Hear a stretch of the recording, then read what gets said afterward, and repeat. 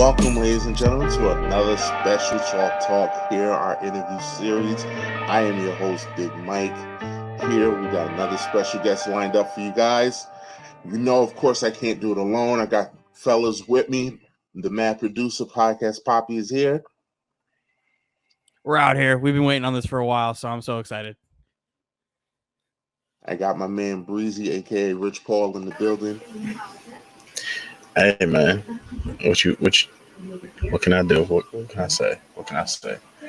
But I'm excited for this one. I'm excited. And we've got, like I said, a special guest for our interview series. This is very exciting for us.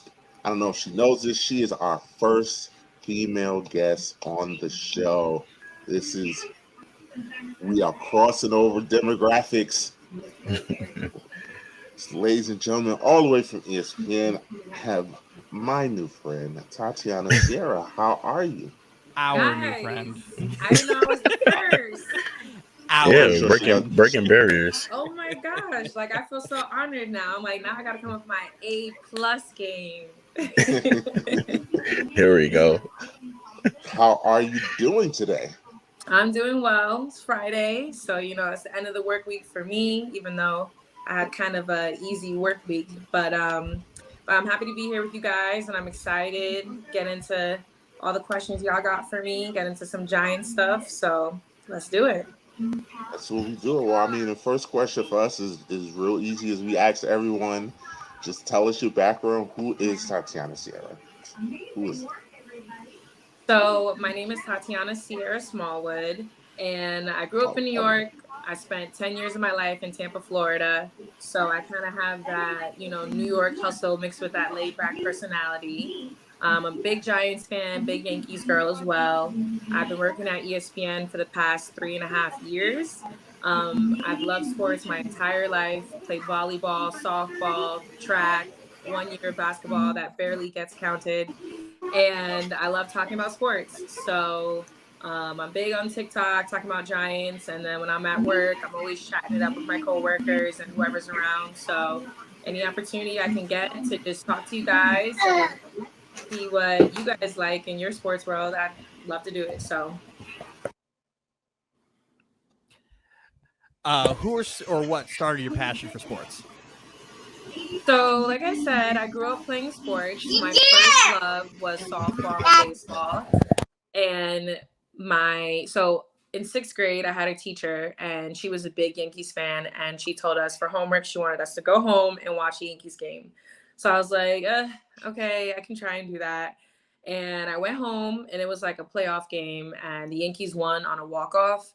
And I think that moment really changed my life, because I was like, wow, this is actually pretty lit. And growing up in New York, obviously the Yankees were it. It's the same thing if you're growing up in LA and you're a Lakers fan. Like, Yankees is the standard for winning when it comes to sports culture in New York. So so she was a big fan, and the day from that on, I always talked to her about sports. And then I started playing softball myself. So then when you have athletes like Derek Jeter and Alex Rodriguez to look up to, you kind of just get intertwined into baseball. And that was really my first love for sports. Wow. Just a sidebar, we are all Yankees fans here as well. So, yes! so that. Just welcome to the team. Let's go. Welcome to the team. Yeah, so we bleed blue. We do this all day, every day. We still keep that alive. Hey, I love it. So we gotta talk. We gotta chat some Yankees later too. Oh yeah, yes, we do, because there's a lot to talk about. Plenty. Yeah, that hot stove is blazing right now. Yeah, I hope we spend the money. But look, I mean, when did you know that you wanted to be behind the camera, or instead of being in front of it, or is that still an aspiration of yours? Yeah, I love to do both. I've done both, honestly, my entire career. Like, I started off working as a sports editor for the yearbook for my high school. So I got behind the camera lens for a bit, and then I started writing stories, interviewing players. And, back then there wasn't really a camera crew that would follow you around while you're getting the stories. but I started developing those skills as a journalist already in high school. And then when I got to college, I was a part of our all student broadcast called Hitting the Field. And we would rotate different positions. Some of us would be talent one day, or be a camera operator, or we'd be the technical director, or we'd be the producer, or we'd be the social media manager. We just kind of always interchanged and did a rotation of who did what. So I got a feel for like what on camera looked like and what behind the scenes looked like. And fortunately for me, I found my path behind the camera. And that started to develop quicker than stuff that I would do on camera. And from that, I just kind of went with it and kept studying and getting better at my craft. And next thing you know, I was at ESPN. So It's a both are fast working escalation. I mean, that's how it works. well.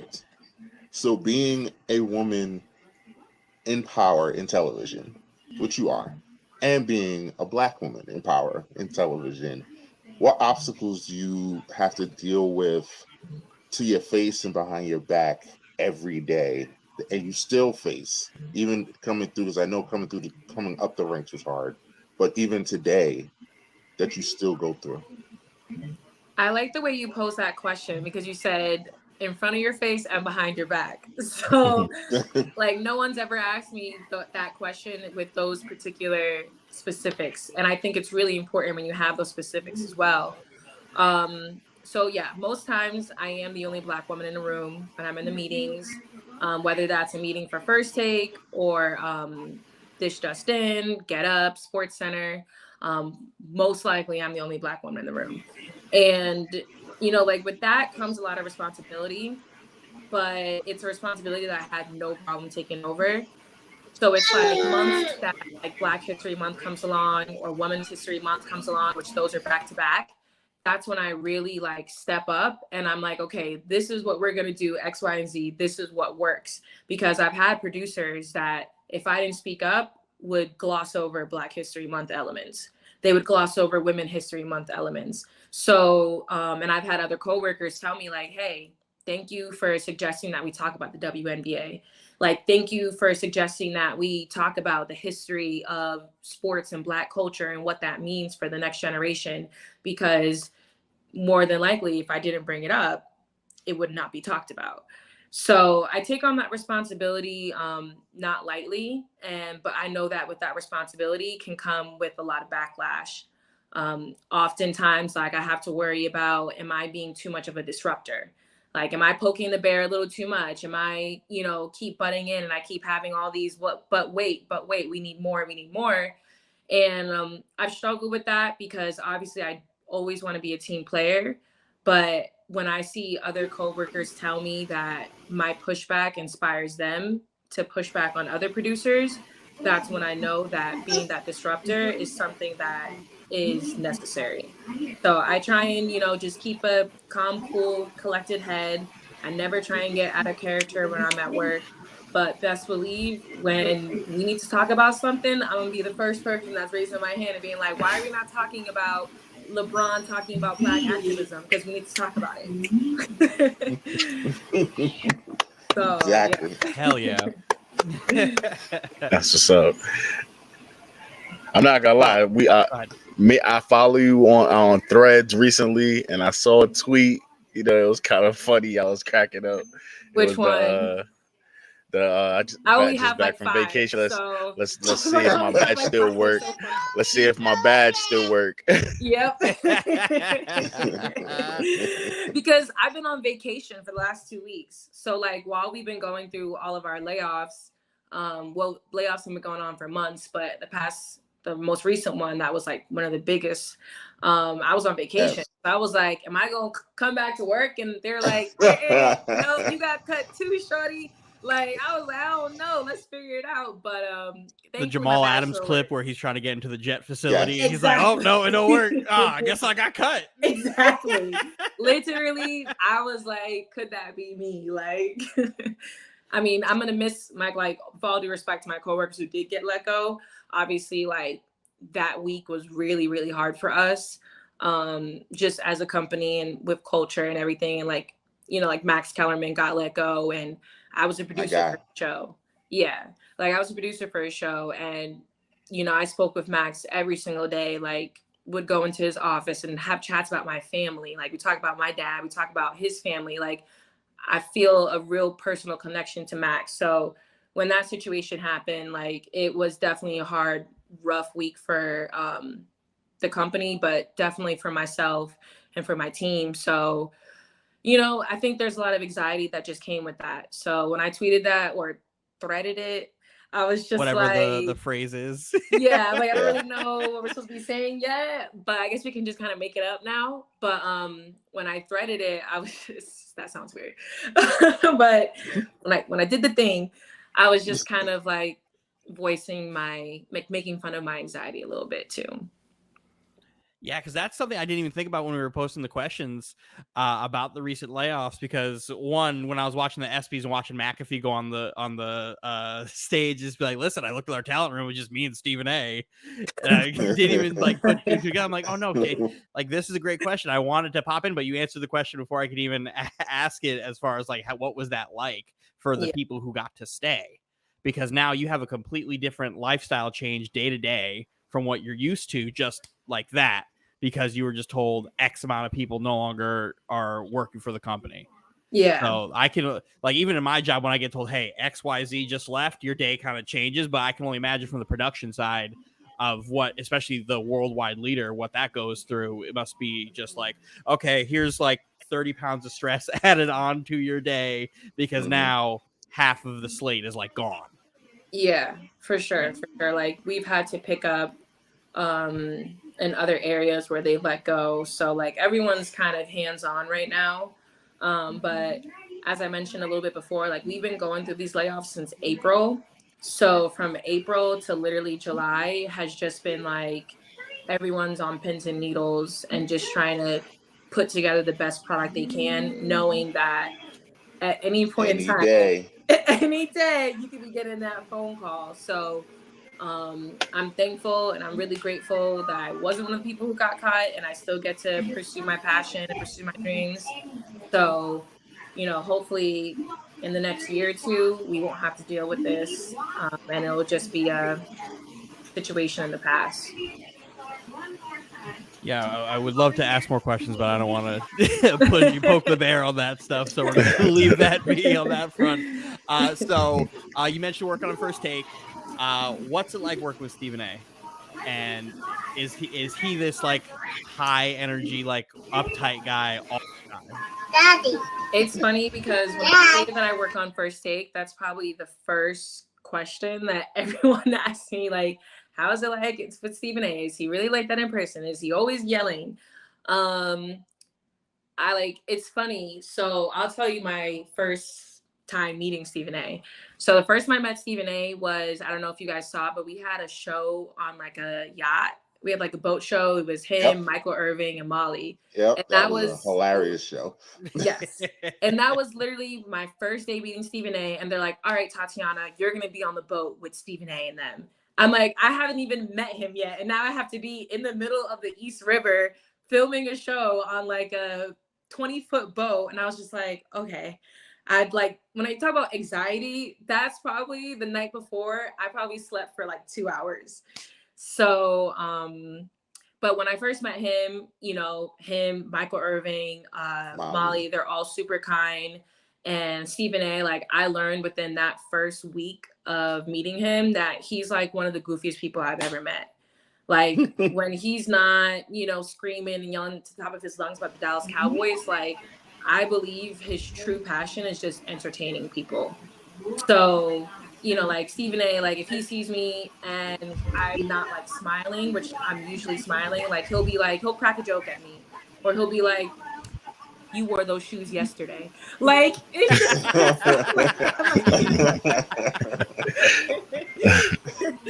so it'll be stuff like that. Or he'll be like, you could have did better with the blazer today. You could have matched a little bit better. So it's like, but at the core of it, it's just pure like I want to make people laugh. And I don't think people really get to see that side of him because he's so like serious most of the time. But he honestly is one of the goofiest people I've ever met, hands down.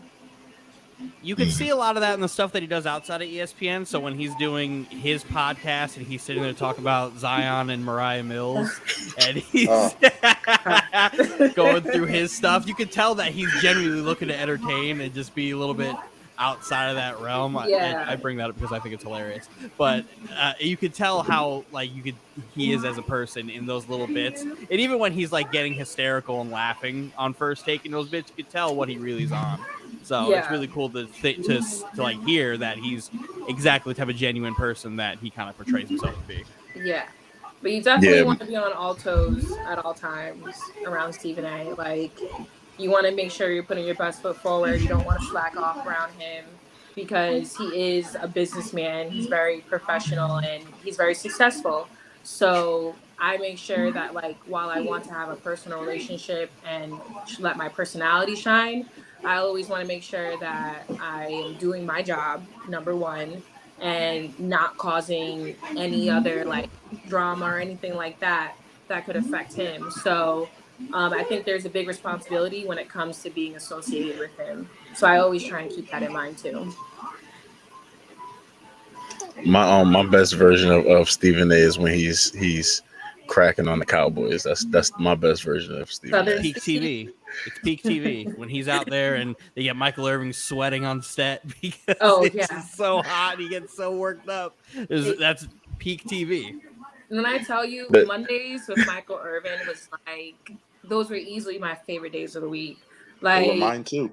And I would have to put in a little bit more work on those days because like they require like box scores from like almost every game. So like I would have to go get that stuff for them. But I didn't mind doing all the extra work on Mondays because I knew that the product that we were putting on TV was just so good. And just like you could not turn away when the Cowboys lose. When the Cowboys lose to the 49ers and you know that the next day when you turn on First Take, Stephen A and Michael Irvin are going to put like that. Those are the moments that I live for as a producer. And it makes my job easier because I really just got to go out there and say, do what you do best. Just go. I don't have to tell you what to do. Stephen A put this hat on and just go. Here's the hat. Here's a little strut. Just strut when he walks in. Yeah. I love the slow pans. The slow pans to him when he's just like, Yo,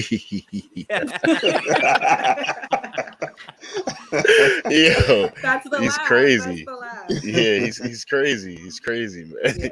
Yeah. Yeah, man. God. Oh, I'll go. No, that's fine. I'll go. So, have you found yourself in a situation where you felt like you had to overperform because you was a woman of color in this profession? Honestly, yeah. I feel like that's an everyday thing, you know? Like I feel like even just before ESPN, like working, I used to work at UCF Athletics, that's my alma mater.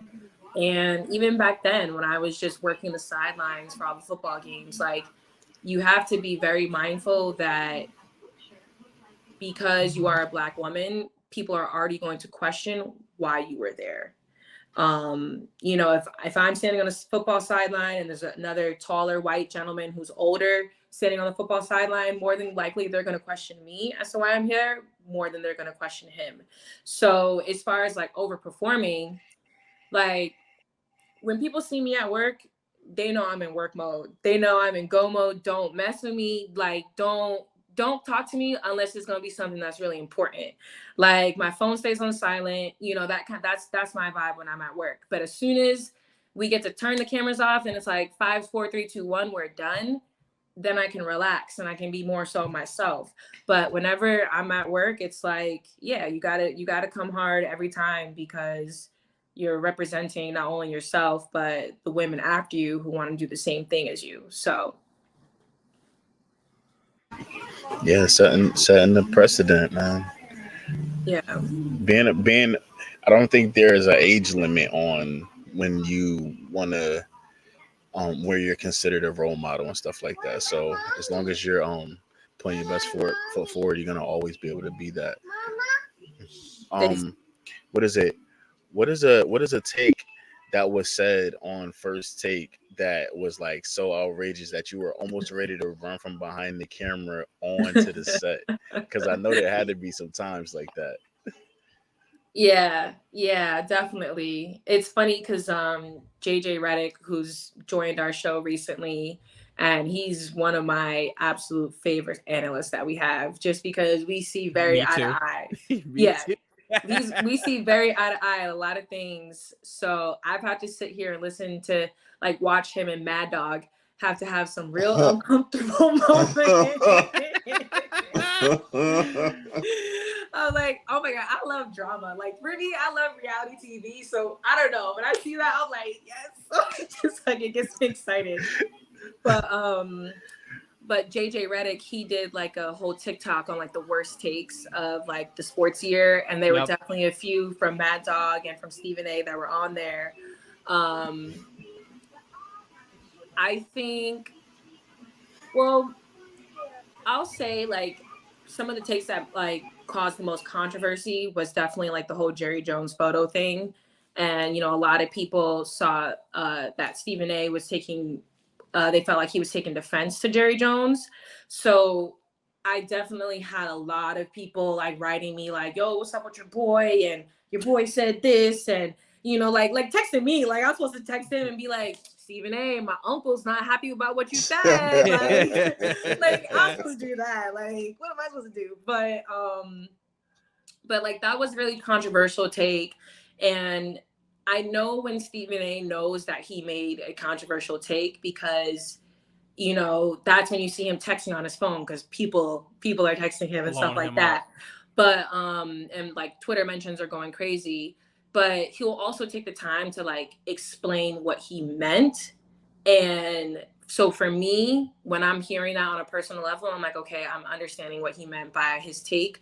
It's hard for me to really sit there and be like, like I can't really take sides. I'm like, okay, I understand both sides of the argument. But I think the whole Kawhi Leonard thing, like kind of like saying that he should be forced to retire, was like a real, like I was kind of sitting there and I was like, and then just like behind the scenes, while that whole thing was going on, like Shams had put out a tweet that said that Kawhi Leonard torn his meniscus, I think it was. Mm-hmm. So like, and the thing is, like with our company, like we're very particular about who we grab reports from, and like Woj is our main reporter. So if Woj doesn't say what it is and he doesn't say it, we're not taking it for a word. Yeah. So, you know, like Stephen A and Mad Dog, they're giving their points about how Kawhi is not a superstar and how, you know, he needs to retire and it's driving JJ up the wall. And I'm looking at tweets and people are like, oh my God, they're talking about Kawhi. Kawhi has a torn meniscus. Shams just tweeted it. And I'm just, as a producer, you just sit there and you're like, oh my gosh, this is not great. Like, you're just like, this is not a great moment. But yeah, so that was one moment where I just wish could have happened differently. But there's been some wild stuff said on the show. Fun fact, Mike also hates Kawhi Leonard. Oh, really? I do not hate Kawhi Leonard. Mike hates Kawhi Leonard. It's a touchy subject for Big Mike. Well, I will sit here and argue that Kawhi Leonard... That's always... Did Kawhi make you lose some money? Is that what it is? No, actually, okay. They get on me because I don't think he's as clutch as people think he is. The very generic take of clutch being the word, the buzzword. When Kawhi Leonard is healthy, he is easily one of the 3 best players in basketball. So, but when is that? Oh, when does that happen? All I need to show you is he's the greatest Raptor of all time, 2019. Leave me alone, Mike. That also is one of the hottest arguments ever on this podcast, because Dylan thinks Kawhi Leonard is the greatest Raptor of all time. He is. Y'all are foolish. Okay. Y'all are foolish. He is. Wait, wasn't AI a Raptor at one point? No. Vince Carter would be the second answer. That is the correct one. But since Vince couldn't get it done and bring Toronto to the promised land, I have to give it to Kawhi because Kawhi's probably going to have a statue outside of their arena at some point because More of than him likely being the mercenary that he was. It's kind of And he sounding did like it in Dylan's the a Canadian. one and done. I don't know. Not Canada. It's just the Kawhi, man. The claw. The claw. He's played less than a full season with them. And guess what? Kawhi Leonard, when he was on the court during that first round against the Suns, he was the best player on the court when he was healthy too. So I don't want to hear none of that. Still say it was Kevin Durant, but whatever. Wrong. You would be wrong. Subjective. I already see how this happens. I can already see it. Yes, this can go left very quickly. So let's reel it back in. I'll ask the next one. What's the coolest assignment you've got to cover? The coolest assignment? Yeah. What's the coolest thing you've gotten to produce so far? That's a good question too.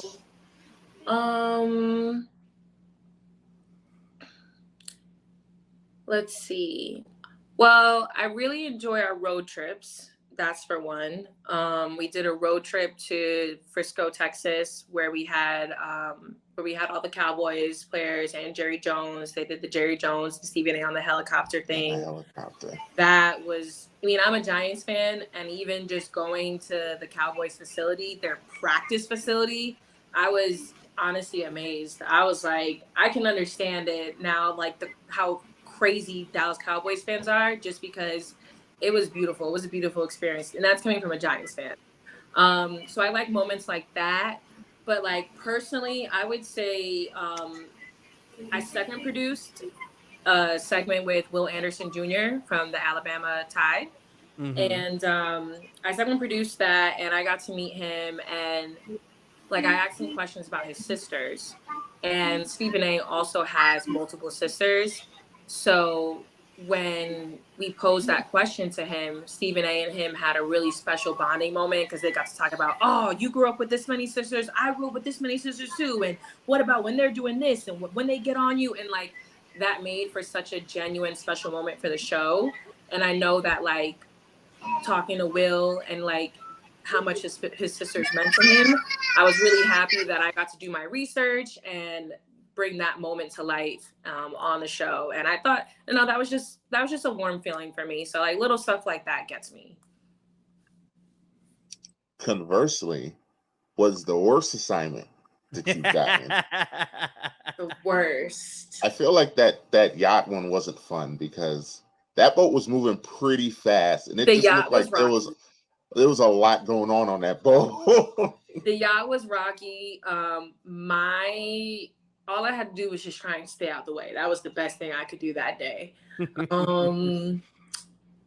Worst. It has to be something where I don't think it would be anything first take related, honestly. I'm not a morning person, and there were days where I have to wake up and go to work at 3:30 a.m. in Bristol just to, help with get up. And like I said, I'm not a morning person, so no shade to get up.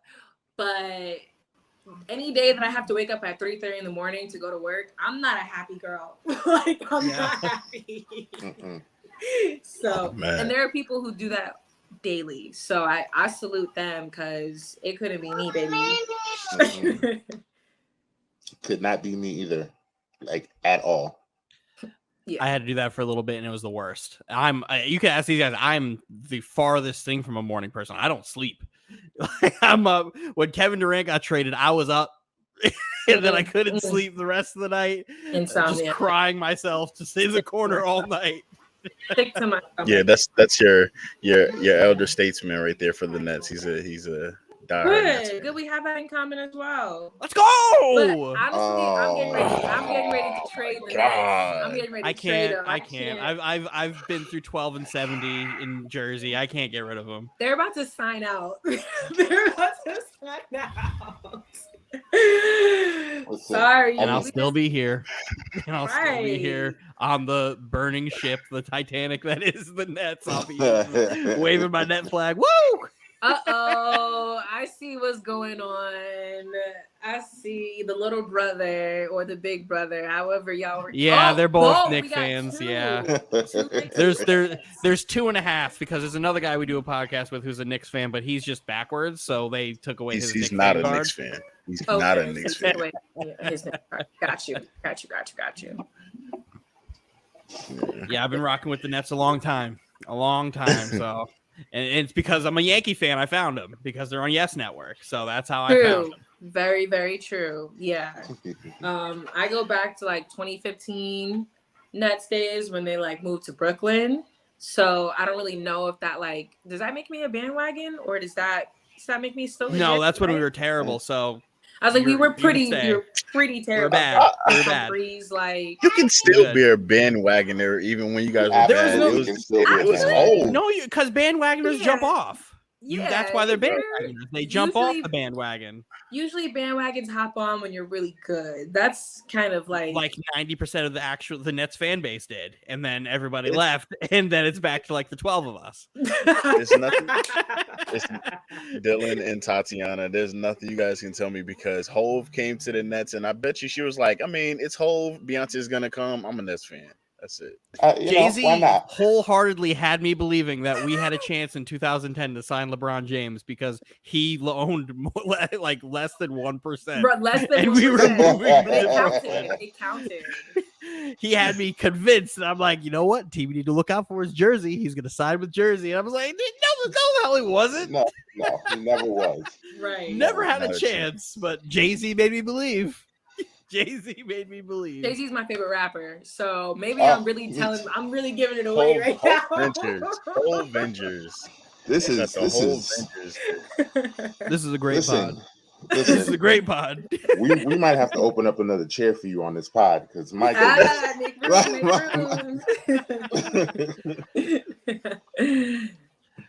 Who's somebody you met through your line of work that you never thought you'd be able to meet? I'm gonna tell you the first thing that came to mind. I've met a lot of people, but the first thing that came to mind was Key Glock. So I love Memphis rap as well. I'm a big Key Glock fan. And he was recording an episode on one of our digital shows, Logged In.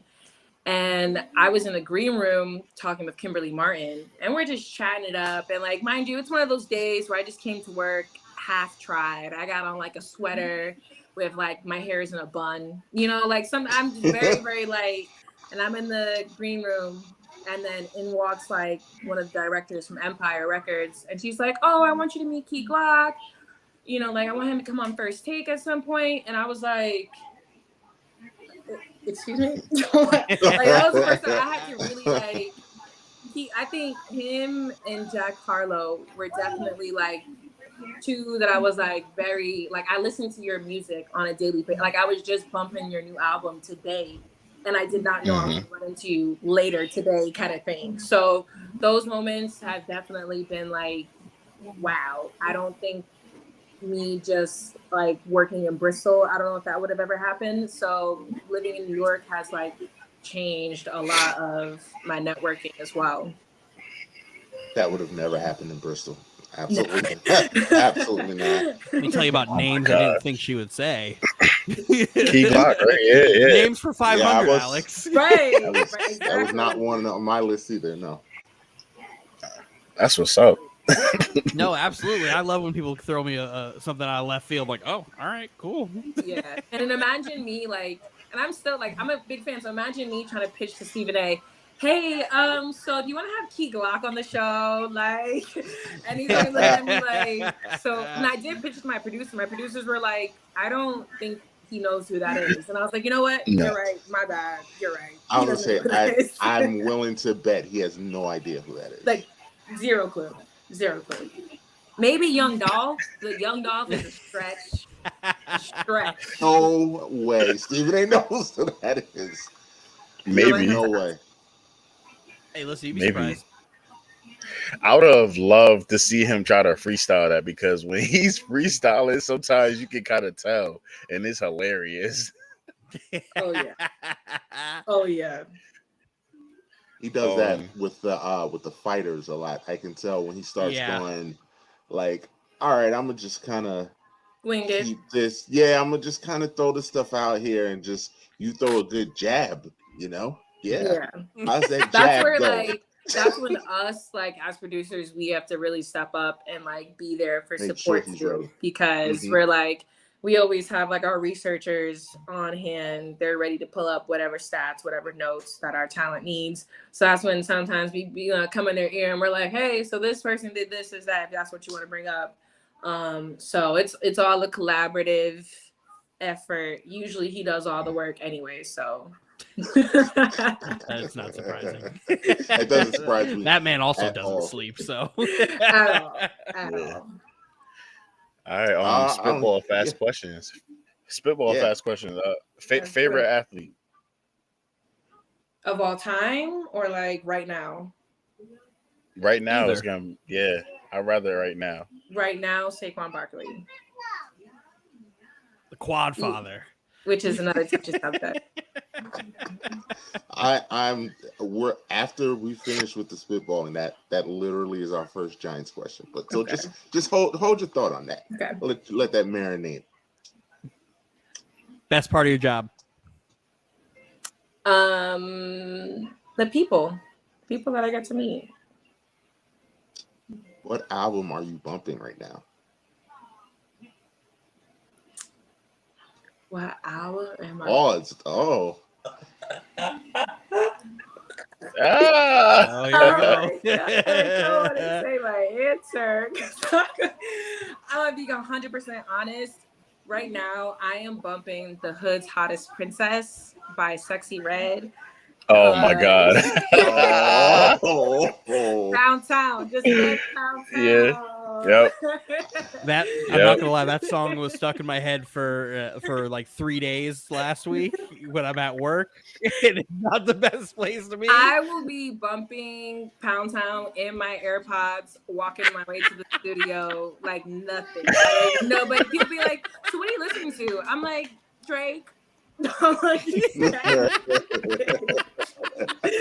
I kid you not. That's my honest answer, guys. That's what's up. Appreciate it. We love the authenticity. All right, next one. And I guess favorite sports moment.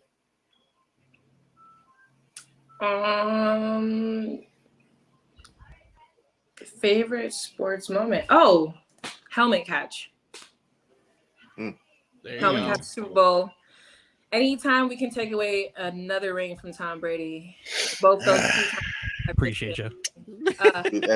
We love that here. No, never. We hate Tom Brady here. We hate Tom Brady here. Oh, except for Breezy. He doesn't watch football, but he loves Tom Brady. So I want to guess your teams. If you guys both hate Tom Brady, then and you're not okay. This is gonna be funny. This is because I promise you're not gonna get my team. So yeah, you're not gonna get his. Which one? Can you at least give me the conference? AFC.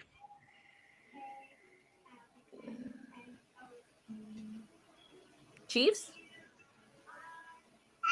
No, I do like Patrick Mahomes. He's probably the second best quarterback I've ever seen in my life. But... Okay, I'm gonna do one more guess for you. Wait, are you guys both AFC? Yeah, yes. Mm-hmm. Ooh, okay, so I get like 4 guesses, 2 each.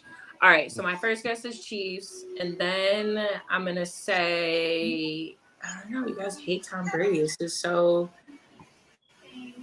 We're not a fan of the same team. Oh, no, we're not a fan of the same team. Jets, Jets. Yeah. Oh God. Okay. That's not going on here. Right. You got a lot going on too. We get to tap into you next, little brother. And then so Big Mike. No Jets, no AFC. You hate Tom Brady. No, it is the AFC. It is AFC. Could you possibly be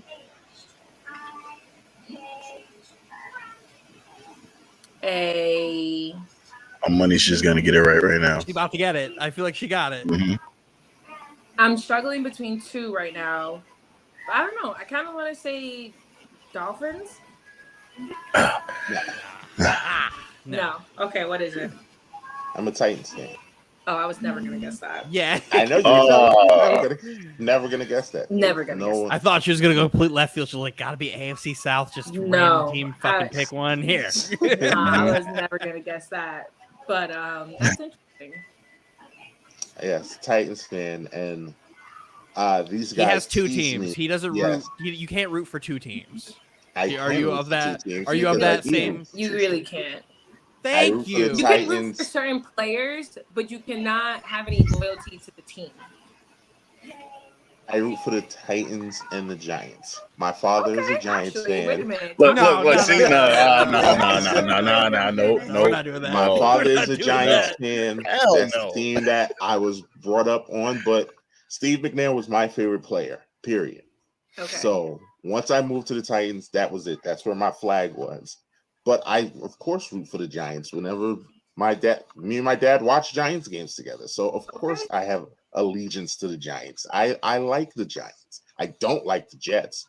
And I'm from New York. So, what New York team are you going to root for? You got a blue card. Except, please, thank you. Like, of course. Yeah. It gives him an opportunity to root for another team when the Titans are out.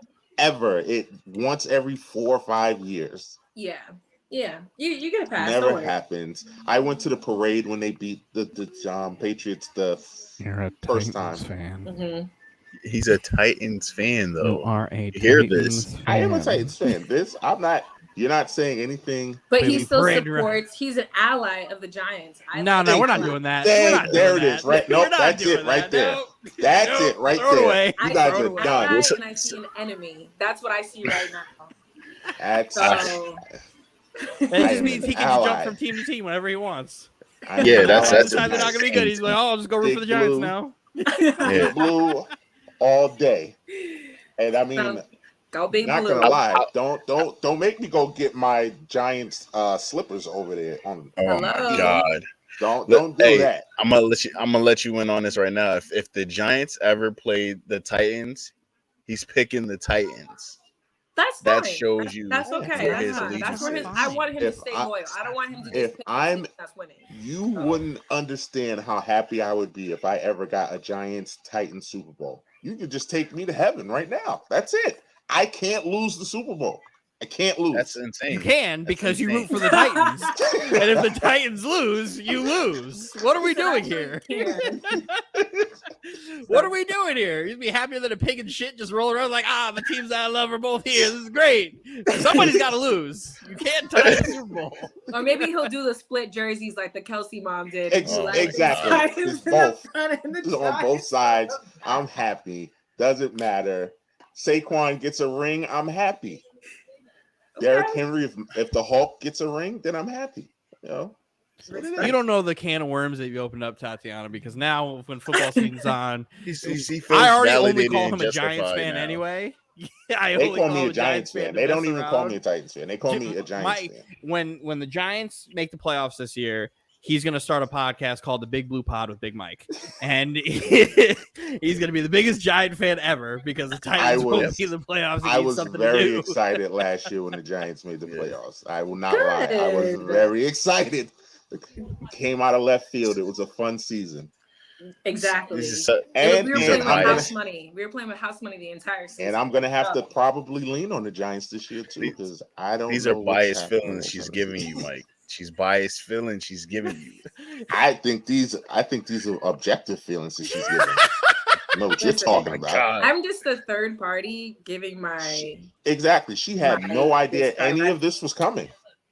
And look at the ruling. It's what it is, man. All right, so let's get into it. Your TikTok says an extremely toxic relationship with the New York Giants. How did that start? Because I know what it's like to be in an extremely toxic relationship. I'm like, when did the toxicness start? Yeah, you could ask Dave Gettleman when the toxicness started. Because I would say, I've always been a Giants fan. I grew up in New York, and it's funny because But the first Super Bowl I actually watched was the Bucs Super Bowl. And my mom, she moved to Tampa. So she's kind of like same situation as you, Mike. She's like, I root for the Giants, but I also root for the Bucs. I live here, but if they're playing each other, I'm rooting for the Giants. Her situation is kind of messy. I'm just strictly Giants. But as it should be, one team per person. But yes, I'm strictly Giants. But yeah, like for me, like Odell has always been like, for me, it's Saquon, then it's Odell. So I've always been fascinated with just the talent that we've had. And obviously the past 6 years have been literally terrible. So at this point, no one in their right mind could call me a bandwagon or even question my loyalty for this team. But the Giants literally, like, it's funny because this past season was my first time going to a game at MetLife. And like all this time I've been a Giants fan for years and I've never been to a game in Jersey before. So like I'm in Florida supporting the Giants. I'm in Connecticut supporting the Giants. And now that I'm living in New Jersey, I'm only 20 minutes away from the stadium. So like I'm this past year, and I know this upcoming season is just going to be so fun for me. Hell yeah. I think the Giants are going to do well this year. Thank you. I feel you don't like mean you should, that, but thank you. I do mean that. No, I do. I absolutely think the Giants are going to do well this year. Okay. Better than you guys? No, but it's going to be good. It's going to be a good year. Okay, so that means that you think you're going to have a great year. I think we're going to have 11 wins. I need to see the schedule. I've already gone through this. I've done this many a time. I think 10 is our floor. 11 is being nice. 10 is your floor? Yes. I've heard you say 13. Don't you? I think 13 is the max we could win, but I think 11 we could win. Don't you have like Bills week 1? And we then do. Like who else? I don't think we have Bills, Cowboys, food.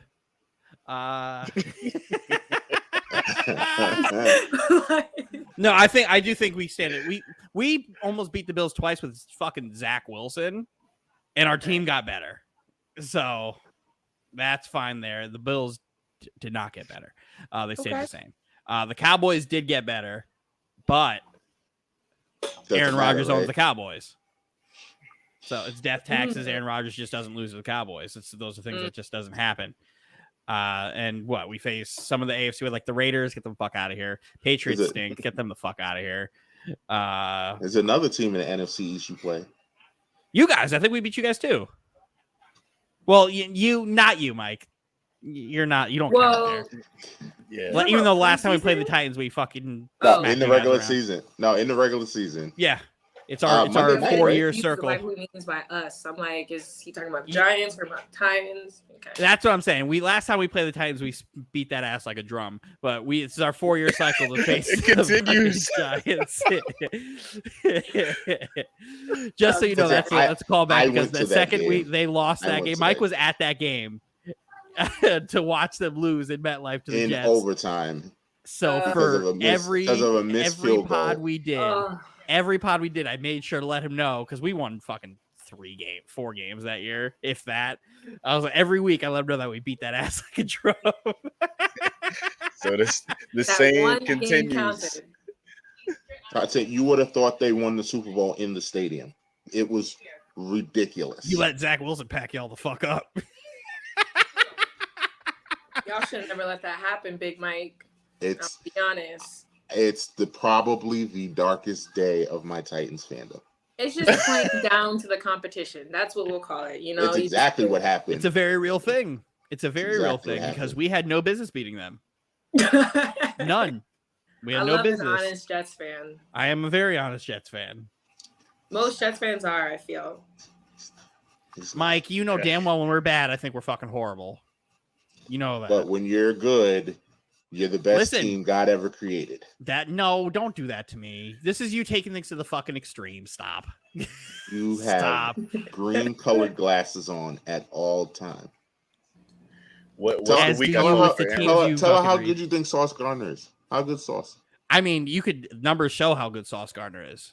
That's not what I asked you. How good is he? Best corner in football. There you go. There you go. Hey, I want you to find me a cornerback in his first year who got named first team All-Pro. I'll wait. You have to wait 60-something years for it. Shut up. Because clearly I'm not the only one who thinks he's really fucking good. He's not the only one in football. He's not the best corner. It's him and Patrick Surtain. That's 1 and 2. It's not close. It's not close. So, Mike, who do you think is the best corner in football? Patrick Surtain. And that's fine. Okay. I'm not gonna tell you you're wrong. But if this was a 2010 and I said Darrelle Revis is the best corner in football, he would tell me, no, it's not Darrelle Revis, it's somebody else. So did you guys see that whole Twitter beef with Asante Samuel? Yes, I did. Yeah. Yes, I did. Okay, and what the fuck is Asante Samuel smoking? Because I need some of that. I need some of that. What are we doing here? That was and Revis killed him twice. Where he was like, I don't know much about Asante Samuel, but all I know is in our practice meetings they're saying, "Oh, that's a double move king. Hit him with a double move and we're open." And then I went and I watched some tape of him getting hit with double moves. I was like, "Oh no, it's true." Yo, yikes! You should have sat there and ate your food, Asante. He was going crazy, and he changed up what he was saying like twice because he just doesn't know what production is. He'd rather have interceptions than actual production. Like, I get that. Just say that. But and then didn't he like end up challenging like Revis to like a boxing match or something like that? Yeah, like how did he get there? Is that how people just like settle? Like that's how like rich like athletes just settle beef now. They're like, you know what? Let's just go and box it out in front of everybody. Like that's how to handle shit. I guess so. Okay. I guess so. Let's do it for charity. Yeah, let's do it for charity. Yeah, monetize it. Yeah, it's a rollout. Everything's a rollout. Charity. Yeah, charity. Right. If it's going charity, I'm out of it. Whatever. Revis is just like, I'm one of the 10 best corners of all time. Don't fucking do that to me. Right. Don't do that to me. Literally. You blew a play in the Super Bowl to cost you guys the Super Bowl. I want to hear none of that. Burnt by Randy Moss. Ooh. Once. Burnt. 4 catches for 80 yards. Everybody was getting burnt by Randy Moss. Don't do that. Randy Moss has 4 catches and 8 for 80 yards on Darrelle Revis, and it was all on one play. James does not care. All it is, that one play James has forever. Got burnt. If you're gonna use Stevie Johnson, then go ahead. That's a real one. Stevie Johnson owned Darrelle Revis for whatever reason. It's the only wide receiver Revis couldn't fucking cover. I don't even know what that is. The Bills, exactly. You know exactly. One more rapid fire question for you. Who's your favorite female athlete? Once again, all time or like right now? Give me right now, and then I'll give you my all time and then my right now. Okay, so all time is definitely Serena. And right now would have to be Angel Reese. Yeah, you guys couldn't see that coming. Yeah, hello. I love everything that she stands for. Like when I was watching her post conference after they won, like her speech, just talking about how Black girls are, how people try and make us fit in a box, and how so many people told her that she couldn't be herself, and here she is, and she's like the #1 women's basketball player with all these NIL deals, making millions of dollars, and now her brand is like cemented in college basketball forever. And it's like I literally had chills watching that. So I couldn't imagine what that did for like the younger girls watching it, but like as an older woman, like older than her watching that, it inspired me. So, and any woman that can back up what she says, like to me, you're gonna be up there for me. So yeah. And then Serena is just Serena. Yeah, speaks for her. I don't even mention Serena because that's her own category. Yeah. But outside of Serena, I was gonna say Maya Moore. Yes, from UConn. Dylan loves Maya. Yes. UConn. Yeah. GOAT. And then Candace Parker. Love her. Candace Parker right now, and then like Sabrina Ionescu. Yeah. I've loved me and Dylan are big Liberty fans. Nice. Yeah, show a lot of love to the WNBA these days because, like I said, if you build it, people will come. So, people like even our network has been guilty of it, shying away from women's sports because I think that people won't be interested in it. And it's like, you put the effort and the product into it, and even just like, even into the players. So you can't just put it into like, oh, we're just going to have this big fun tournament. If you go to the tournament and the women's gyms look different than the men's gyms, that's a problem. Like, we need to treat everyone the same way on the playing field, especially if you want them to bring home those same amount of millions of dollars. And the women brought home more ratings and dollars than the men did for this year. So yeah, like all the support down for it. I don't understand. Got to give it an even playing field, man. It sucks because even sometimes the production value isn't the same and all that things you notice when you watch sports all the time. I've been watching sports since I was like 5 years old, and you could tell when the production value isn't even the same, and that's how you know. It's like, yeah, they're just doing it just to do it, as opposed to putting the correct amount of love into it. And that sucks. Fun fact: Chelsea Gray is in my all-time top 5 shot for my life list. Absolutely, I will give Chelsea Gray the ball with my life on the line any day, anytime. Okay. She will get a bucket anytime.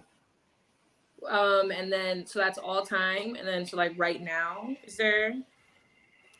Candace Parker, Sabrina Ionescu for me. Mike? It's still Candace for me, but I really love Jewel Lloyd's game. Like, that girl's up. Yeah. On Seattle. From Storm? Yes. Okay, got you. Kelsey Plum too. Hooper. Yeah. Hooper. Yeah. Hooper. Yeah, I was gonna say, like, I'm a big fan too, like, of our women's national team too for soccer. Like Megan Rapinoe, shout out to Megan Rapinoe, isn't she retiring? Crystal Dunn, all those girls, Ashlyn Harris, like, yeah, big fans of our women's team too. So shout out to World them. Cup is this year or next year? World Cup is this year. The Women's World Cup, I think, is this year. It is this year, right? Yes, like it'll. Hold on, we'll fact that. We'll fact check that. Because Megan Rapinoe already announced that this is going to be her last, like, her last one. Yeah. So it's got to be this year. Yeah. Yep, this year. And I believe it's in Australia, maybe Australia. It is. And it doesn't tell me where it is. It is in Australia. You are right. Australia and New Zealand. Oh, it starts next week. Oh, beautiful. Look at that. Beautiful. Look at that. It starts next week on the 20th. Yeah. My all-time woman athlete is going to be Serena, and even though and my current is going to be, even though she just had her bundle of joy, is Naomi Osaka. I was going to say that's a good one too. Mm-hmm. I was definitely thinking of putting Naomi up there. Because the tennis girlies too are bringing it. Coco, Sloane, Naomi. I just want them to break through so bad. Oh yeah. Yeah. I like the stance that that Naomi took in the past years when it came to standing up for how she was being perceived and her anxiety and stuff like that. I think that was like really big, and being the voice for a lot of young women that deal with that. So yeah, man, that was big. Yep. Yeah, no, I definitely rock with her for that too. So yeah. And Sloane's cool too. I got a chance to meet Sloane after Josie Altidores. He used to play on the New England MLS team, or I don't know if he still does, but I got a chance to meet her after the game, and she was super sweet. So I was like, all right, I was already a fan. If I meet you in person and your energy is matched, I'm now even bigger fan of you. Cool. You want to talk about this hot stove? I mean, are the Yankees going to get Juan Soto? Because that's who I want the Yankees to get. I think the Yankees have a better shot at getting Juan Soto than Shohei, just because we don't want to give up too much to have him just leave. Yeah. At least with Juan Soto, you get it. What, he's 23 years old? Something like that. And you get him forever, it seems. Basically. You get him for what, 10 years? Right. I'll take it. Yeah. So, like, my thing is, like, I want to ask this question for you guys, because we always get to the postseason, and, like, the Astros have basically been, like, our biggest pain in the ass. So, like, what do you think that we need to do to beat the Astros? Get a good conditioning coach. That too. That, yes. A consistent rotation. So it's not Garrett Cole and then whoever pops up, because Garrett Mike Cole loves Luis Severino, but I am all the way done with him. Especially since he only besides this year, he only ever pitches in September and then just goes right back on the IL. And then when he finally decides to not pitch in September, he's horrendous. So get rid of him. He uses this year to have the worst year ever. Don't worry, he wasn't good the last year or the year before either. So it doesn't make a difference. No defending. Not worth the money when he plays 1 month of the year. Right. Yeah, he's got to go. So, like, I would love to get Shohei to have him in a rotation with Garrett Cole and then Rodon, who's finally seeing the mound all year. So I would love to be able to get at least 3 guys to go out there and knock it out. But we need more consistent hitting. Our hitting's been terrible. I'm glad we got rid of our hitting coach, because we had a bunch of minor leaguers over chicken parm sandwich fix Anthony Volpe's batting stance just by him like, hey, you're too closed. Open up. Oh, okay, cool. It's that easy. Bang. Now we've got the highest OPS on the team. It's insane. Right. So we need to be able to get some more consistent batters. Who are we going to give up for Shohei, though? Because we were talking about a lot about that possibility today on the show. And I was just you would have to give up Dominguez in the minors. You're probably looking at, if you don't give up Volte, you got to give up Peraza. You got to give up somebody else on the team. You're probably looking at maybe. But like for Shohei, do you give up more pitchers or do you give up more batters? Like, I probably go through the. That's where it's tough, because the Yankees farm isn't great. So like the best we have are our fielders and our hitters. I think we have the 3rd ranked shortstop, the 11th ranked shortstop, and then Dominguez, who, since finally coming up from the AAA from the Dominican leagues, has been destroying, and he's like 21 years old, catcher, center fielder. So that's value right there, because he's an alien. But that's why it's like I don't want to put so much into a Ohtani trade unless you know for a fact he's re-signing. Mm-hmm. Where it's like with Juan Soto, it's like, okay, cool, get everybody out. Goodbye. Get everybody out of here and start all over. Because again, once Jeter retired, the only guys we picked up from the minor leagues were Sanchez, Judge, like that, and that's it. And that was 2017. Mm-hmm. Jeter retired in 2014. Yeah, and that was the first time in a while. The Yankees don't know how to build through the farm system anymore, so might as well just chip out what you got to get in somebody who you know is going to be there for a decade. Dude, how stressed were you guys last year when we were trying to figure out if we were going to be able to keep Aaron Judge or not? Incredibly. Yeah, it was not good. Yeah. Bro, especially when all the reports are showing him in San Francisco. Just give him all the money. Just give him all of it. I was like, he wants a half a billy. He wants a half a billy. Give it to him. Yeah. Give it to him. Give it to him. But it would feel kind of unfair if we did have Judge and Ohtani, though. I would say, like. Okay, that's not back that to, I really care about that's Death Star. I would say baseball. It would be unfair. It's the evil empire of baseball. Yeah, it's the evil empire. Yeah. True. That sounds like other teams' problems. That's George pounding his casket, like, do it. Right. What are we doing? Hal, stop. Exactly. And like because the Yankee, like Hal likes to cry poor, and now they just signed like this $30 million like advertising deal on their jerseys. So like, okay, cool, more money. Are we gonna spend it? Right. I did see that. So what's the actual sponsor that we're gonna have on our jerseys now? It's some insurance company. Star Insurance. That I've never heard of before. It matches the color scheme. Cool. Okay. It's not outlandish. It's not outlandish. It doesn't look bad on the gray jerseys. I don't like it on the pinstripes. And it's really just on the sleeve. Yeah, it's just kind of on the. It's on the seam of the sleeve, like right here. So it's not a big deal. I know every other Yankee fan's gonna pound the table and be like, tradition, blah blah blah blah. But who fucking cares? It's more money. Maybe we'll use it. If y'all want Shohei, we gonna put these little patches on us, okay? Exactly. So these are things you got to do. Who gonna pay for them? So come on, your paycheck. Exactly. Who gonna pay for them? Okay. You better. Biggest nightmare scenario is we trade for Shohei and then he's a Met. That's like nightmare fuel. Nightmare fuel. And the Mets got money. Who's the Mets got plenty of the money. new owner that has all the Stevie money? Steve Cohen. Although he's like, yeah, I spent the money, but players got to do something, right? Because they got the highest payroll in baseball right now, Highest and they are payroll. horrendous. That money. Yikes.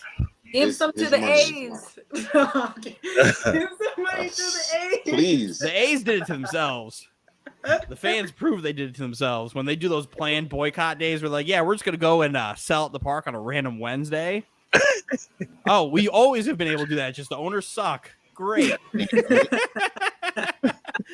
the owners suck. Like the owners are terrible. Now they're gonna go to Vegas and it sucks because you wouldn't build a stadium in Oakland, but you're gonna go build this crazy new stadium in Las Vegas. I mean, you could have did that exact same thing in Oakland. Like, there's so much rich fandom in Oakland too, and they're just like, yeah, nope, whatever, y'all stink.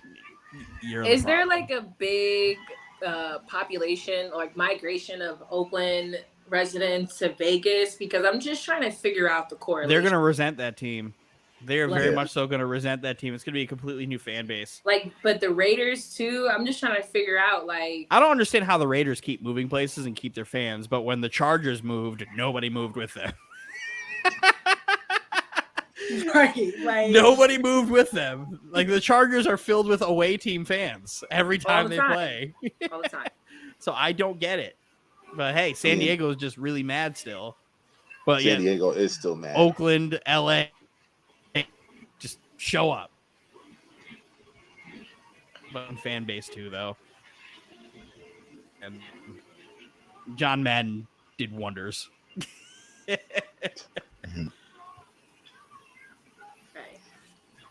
guys got anything else? I'm good. I got one more question for you. Okay. If you have a room filled with young women, my daughter, James's daughter, what are you talking to them about to instill the confidence in them to be who they are? And how are you talking about achieving their dreams? Because a lot of the things that I push with my daughter is doing everything you want to do. Nothing's going to stop you. Yeah, you're a Hispanic woman. You already got the stuff like your back's against the wall, but you just got to work hard, grind. Like what's the conversation like that from you to a group of young women like that? Okay, so number one for like what I would ask them is like, what are you passionate about? Like, what makes you wake up every day and like you think about that's what you want to do? Like, if you had all the money in the world and you could just do something one day, like what is it? And that kind of like see where that like makes them think a little bit and see where their head's at as far as what their goals are and what they want to accomplish. And if it's a young woman who also wants to go into the same field as me, I obviously can give her more sound advice on how to navigate through that. But I would say the biggest thing for me has just been like doing what makes me happy and making sure that if I'm not happy and the things that I'm doing don't align with my heart and my passion, to do other things. Like if I need to have a secure job, have security, but on the side, make sure you're still filling and catering to your passions. So like when I was working at UCF and I was doing corporate partnerships, which like my job would be to get the contract that puts the patch on the pinstripes. Like that was my job. I was working 9 to 5, literally in front of in an office, you know, desks, Microsoft Excel spreads. And that wasn't what I was passionate about. But however, on the sideline, I was still doing my YouTube channel, talking about sports and interviewing fans and interviewing players. Like, stay true to what you're passionate about, be about your money, and just know that when you walk into a room, like all eyes are going to be on you. So what are you going to do with that attention? I really appreciate you coming on because the cool thing about all this is recognizing women and you being one of our leaders to represent for the community and for the culture. So I really appreciate you coming on in your time to shoot the shit with us and tell us your story. So thank you. Thank you guys for having me. I really appreciate it. We got to shout out Dave Zombie too, because this would not be possible if it wasn't for him. Big So facts. Big shout out to facts. Party Gods and Dave, and hopefully we can do this again sometime, especially during football season. Yes. Absolutely. When the Giants got 10 wins and we're getting ready to go to the playoffs, we could talk some more, baby. Oh Like, God. Yes. Yes. It'll be a great conversation. Yeah, you and Giant fan Mike. right. Yeah. And when the Jets, Giant when the ally. Jets are spiraling Giant out of ally. control and Hard Knocks is Giant capturing it fan. all. I'm not Who's happy here? about Hard Knocks, so don't do this. I don't really think most Jets fans are happy about Hard No, Knocks, because to be it's too many eyes on us. We already have all the eyes on us because of fucking Rodgers. Like, we don't need more of this. Good thing we got the Quinnen Williams contract out of the way, because all I could see is 2010 all over again. Oh, where's Revis? Where's Revis? Where's Revis? No, get that contract out of the way and let's just have a fun time. Hopefully Salah has snacks. Yeah, but Jets are gonna jet. Jets are gonna jet, so we're excited for that. Don't do that to me. We'll get a front row seat. I love that phrase. I say it all the time. Jets are gonna jet. Jets are gonna jet. And the Until they Cowboys don't. are an accident waiting to happen. Those Just- two things will never not be true. They never will. Just like a fine wine. Just let it happen. Just let it happen. Jets still have more playoff wins than the Cowboys since 1992, so I don't want to hear about that. A lot of teams do. You guys have fun with your foosball talk. You know, just have fun. But thanks, guys, so much for having me. I really do appreciate that. I just wanted to ask you, we're doing an ode to hip hop because it's the 50th anniversary. And we know Jay-Z is your favorite rapper, but we're going to be talking about how and why we fell in love with hip hop. And I was curious of who your favorite female artist, hip hop artist is, and if you have a favorite group. That's all. Okay. Ooh, famous. Well, that question got me all fluttered. Favorite female rapper. That is a really hard question for me because I've loved female rap since Lil Kim days. So like I've seen Lil Kim, I've seen Nicki Minaj, then I've seen Megan. Like those have been my top three.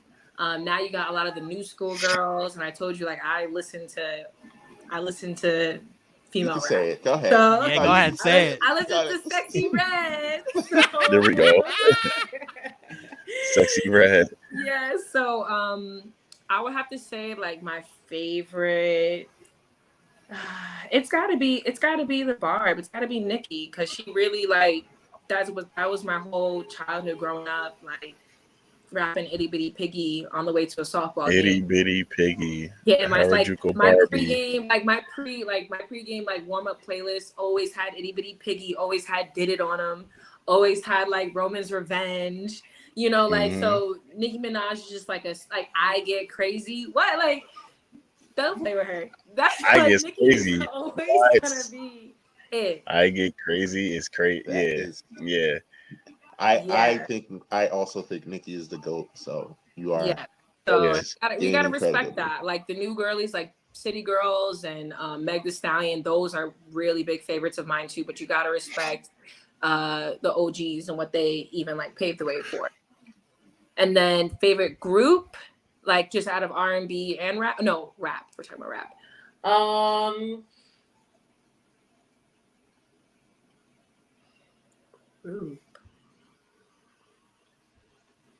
Rap group. It's tricky. I don't know if I have a favorite rap group. Oh, well, I guess if I had to pick one, it'd probably be Migos. Hey. Okay. Yeah, it would have to be Migos because,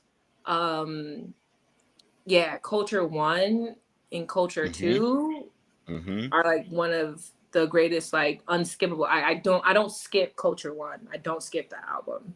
So that they've got to be up there for me. If you know me, you know who's in my forte. Yeah. Hey. Yeah. Hey. So, all right. So I promise that was the last question. All right, now your time's up because mine don't. So we are going to just give you your solo and let you shout out whatever you want. Let people know where they can find you. It's all yours. Okay. Thank you guys so much for having me.